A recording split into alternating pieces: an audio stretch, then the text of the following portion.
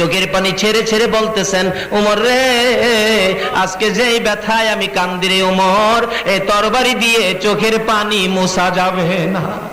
আবু বকর সামনে দাঁড়ায়া কান্দে, হুজুর আপনার চোখের পানি মুছার জন্য প্রয়োজন হলে আমি আবু বকরের জীবন দিয়ে দিব। আমার নবী বলেন, রে আবু বকর, জীবন দিয়ে আমার চোখের পানি মুছতে পারবি না।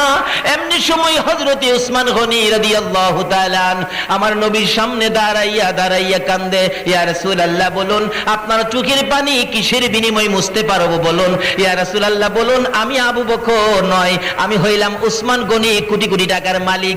বলুন আপনার চোখের পানি কি দিয়ে মুছতে পারবো।